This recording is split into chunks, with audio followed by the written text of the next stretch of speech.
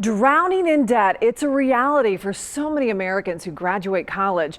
A mountain of money they owe in student loans, and many don't even have a job. And it turns out the federal agency tasked with handing out these loans is mired in controversy.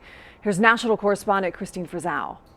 When the housing bubble burst, so many in this country said never again. But the Government Accountability Institute's Peter Schweitzer says it is happening again.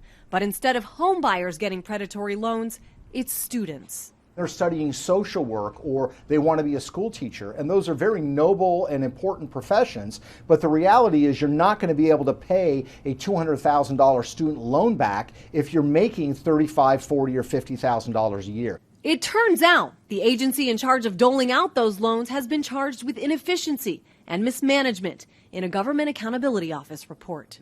Department of Education documents show that while the top bonus there was about $38,000 in 2011, in 2014 it was $75,000, a 96% increase. You have students who are not incentivized to try to pay off their student loans, and you have this sprawling federal bureaucracy now that really rewards inefficiency.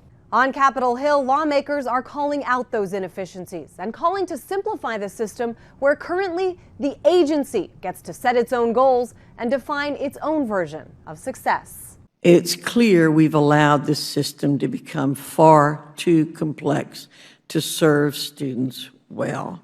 At a hearing in November, the FSA touted improvements like making financial aid forms easier and reducing waste. We updated our systems, increased capacity, and provided training to thousands of financial aid professionals at thousands of schools to move to 100% direct lending. And there's a growing concern problems now will lead to bigger problems later. When kids graduate with huge debt, they can't buy a house, they're less likely to start a family, they can't start a business, they just can't get going in their lives. Another bubble some in Washington worry could be the next to burst.